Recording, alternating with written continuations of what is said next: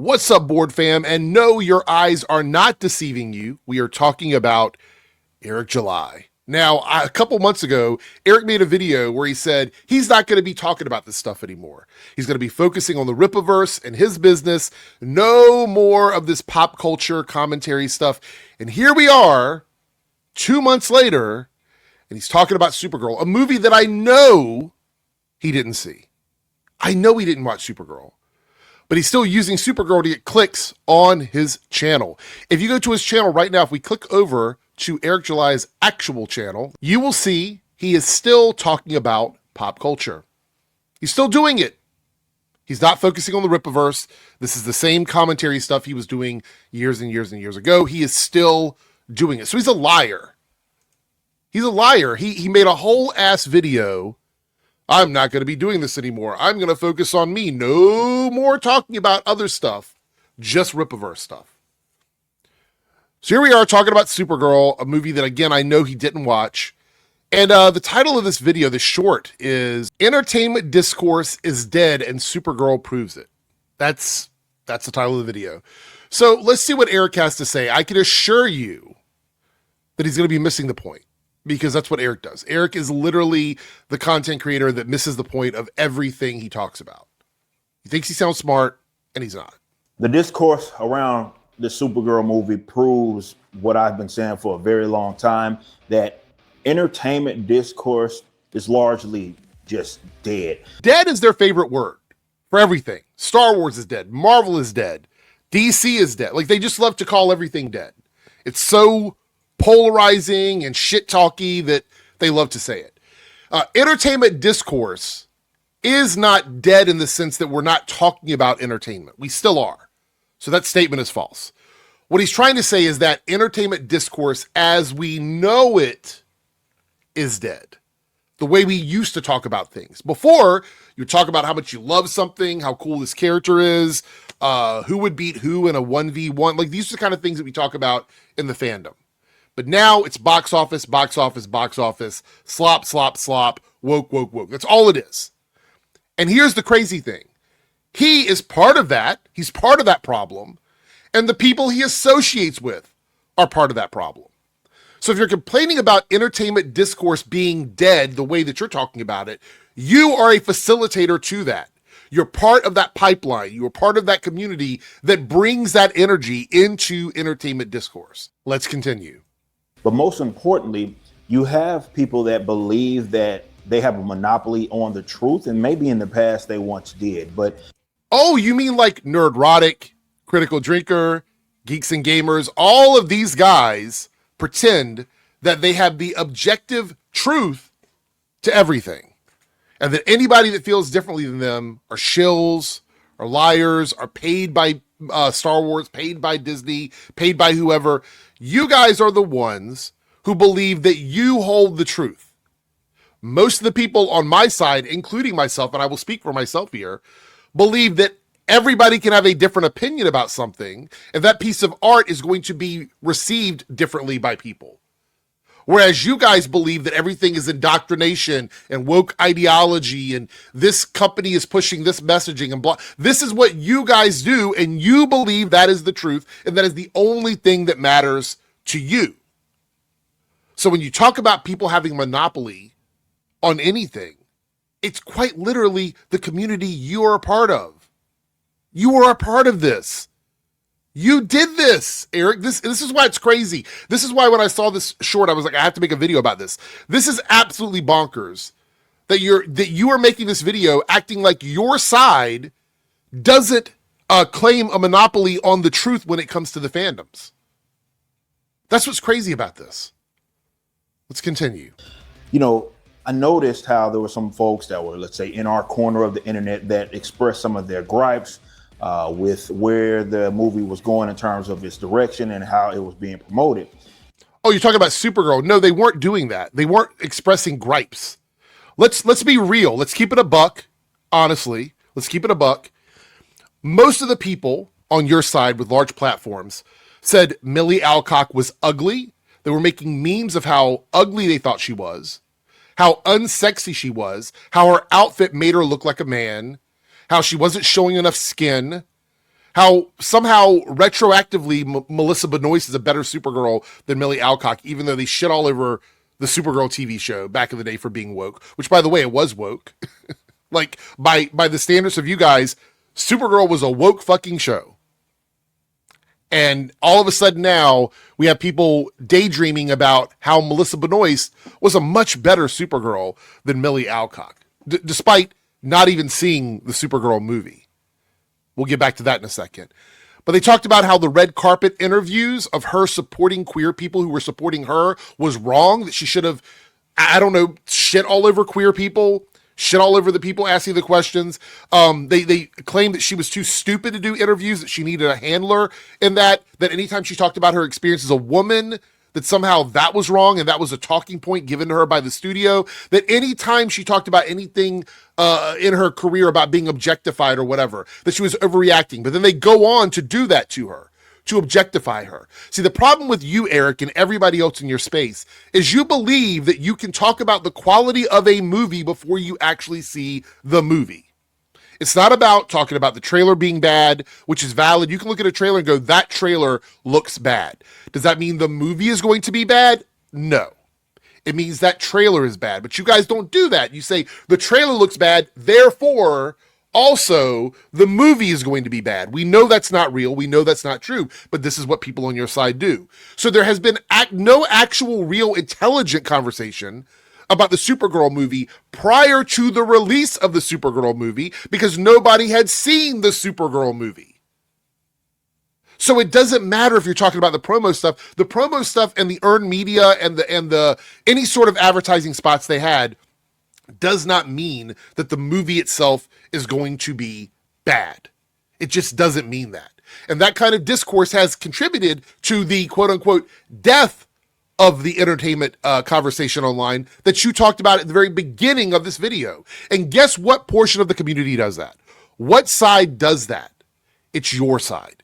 Your side is the only side that does this. You astroturf and spend months talking shit about a movie, and then I guess your viewers are supposed to assume that you're going to go into the movie and give it a fair shake, even though all they really want is to have their bias confirmed, the bias that you have established, that you guys established for these movies and TV shows. They want to have a confirmation that everything that you have told them you were right about, because your credibility lands and sticks with whatever that movie ends up being after you have astroturfed it for months. So if you called it shit for 3 months, it has to be shit. Otherwise you were wrong. And the only time you guys will even admit it, and sometimes you don't admit it, is when something is so popular and so good and so well received that you absolutely cannot do it. But if a movie even slightly has one little problem in it, then that becomes proof that it is woke, slop, trash, garbage. It's dead. And every once in a while, you'll actually get something that doesn't perform well, that you've trashed for months and months and months, and then you act like you were some gurus of the entertainment industry. You're not. You're simply talking shit about something before it comes out and hoping that it fails, aka flop watching. And then you had another side that immediately wrote that off, and now they're starting to come out and voice their gripes. Right. So here's the difference in that and what you're talking about. When people who are excited for a movie, like myself, spent months being ready to go watch Supergirl and ready to get in there and check it out, I went in, I watched it, and then I decided that I didn't like the movie. Now, this has happened with other films in the past. There's been stuff that's had great promotions, and I've gone and seen it, and I've been like, this wasn't very good. Because I went and saw it, and then I came up with my opinion about it. The issue is there's one group that pre-hates something, and there's another group that goes out, watches it, and then decides whether they like it or not. Those are not the same things. And it doesn't mean that one group is right and one group is wrong. That's not even the question we're having here. It's two completely different ways of consuming entertainment media.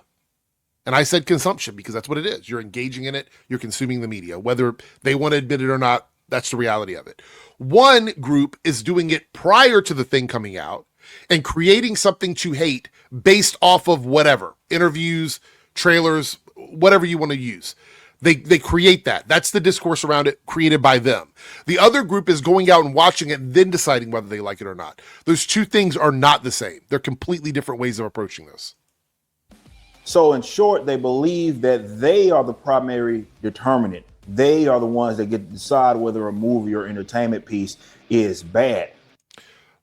Are you talking about the second group, the ones that actually watch the movie and then make up their minds about it?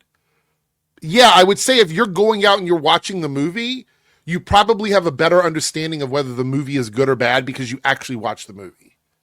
That doesn't mean that their opinion about the movie is accurate, because it's just an opinion. So it doesn't require any sort of validation. If somebody has an opinion about a movie, and even if it's batshit crazy, it's their opinion about the movie, but they actually went and saw it. I've never had an issue with that. I don't have a problem with people going to a movie and not liking a movie. Like, that's crazy. I've never had an issue with that. If you go to a movie and you don't like a movie, that's fine. I don't like liars, and that's what the business is from your side of the aisle, is you like to lie and create narratives and make shit up. And sometimes you don't have to. See, here's the crazy thing about Supergirl. Supergirl to me is just a mid movie. It's not great. It's not awful. It's got issues. But if you watch it and you're not thinking too hard, it's fine, right? Supergirl's just a mid movie, in my opinion. But the thing is, it got slammed on Rotten Tomatoes by critics. A lot of people that did go and see it, like myself, didn't like it. So you didn't need to trash the movie before it came out. See, when something is going to be underwhelming because it's not a great movie, if something is going to be underwhelming, it's just going to be underwhelming. It doesn't need help from you guys trashing it prior to it coming out. It's unnecessary. And all it does is set up some sort of like standard that your community is expecting. That's all it does. If a movie is not going to be good, it's not going to be good on its own merits. It doesn't need you guys to say it. Because if the movie was amazing, then nobody would give a fuck about what you're saying about it. And they don't really want to share hobbies with folks that they despise.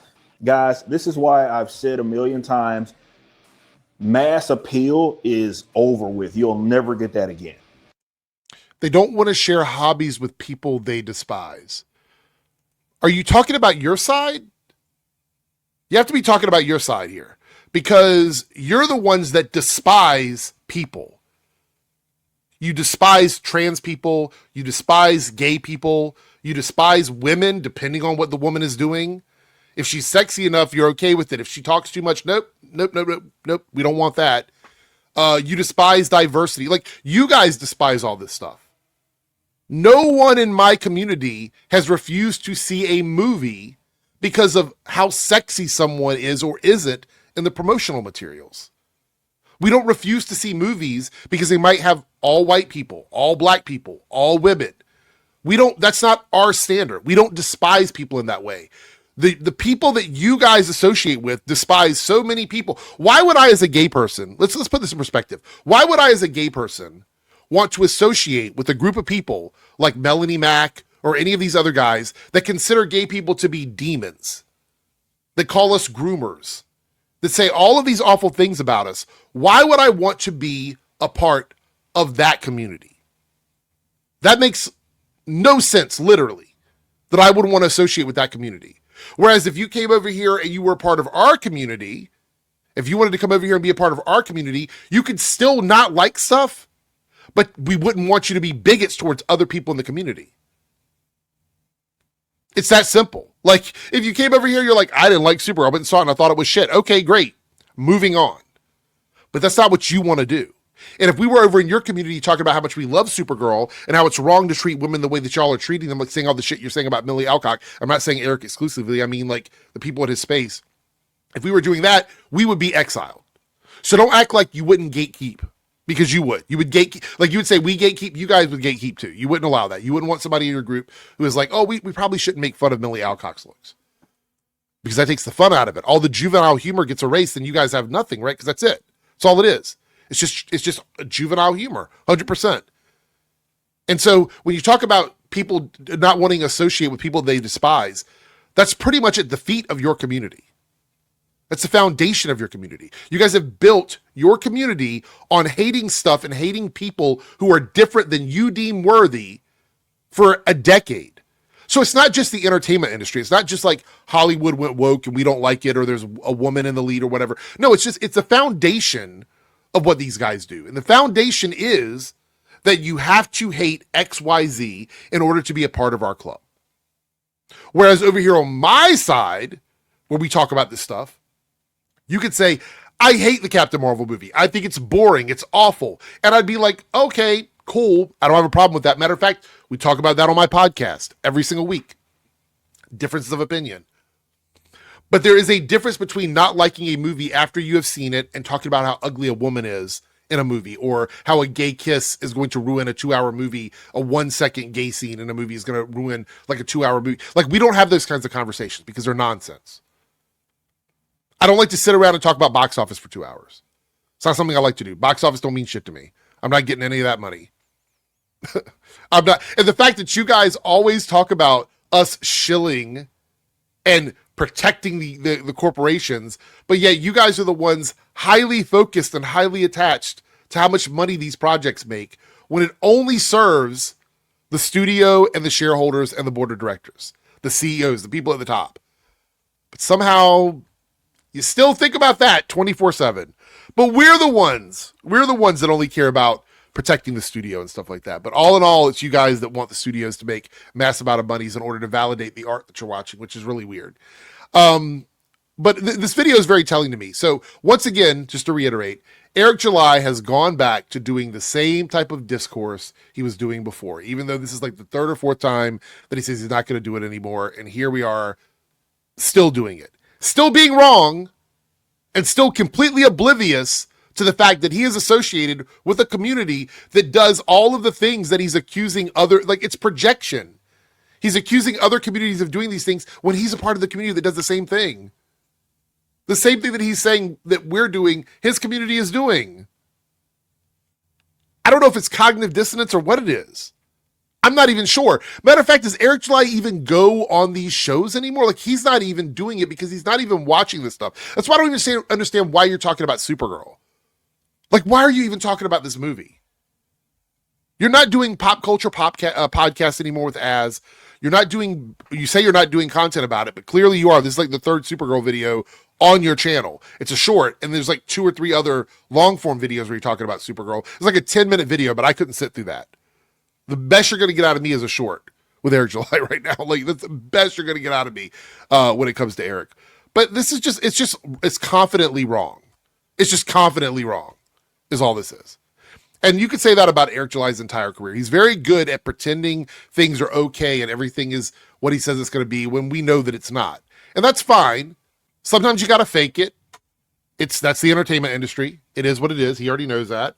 But yeah, for me, this Supergirl movie really did expose the problems with the astroturfing and the poisoning the well of the movie and all these things. It really did expose that for me because of the fact that the movie ended up just being mid or meh, and these guys spent months talking about it and then act like they had some sort of victory when the victory that they're celebrating is that they guessed that the movie wasn't going to be good. That's the victory. That they assumed it wasn't going to be good based on a bunch of things that actually didn't make the movie meh. None of the things they complained about actually contributed to the plainness of the movie. So I don't know why they think they're right or how their opinion mattered here. None of them saw the movie 2 months ago, so they couldn't have been talking about the quality of the movie 2 months ago. It's just crazy to me.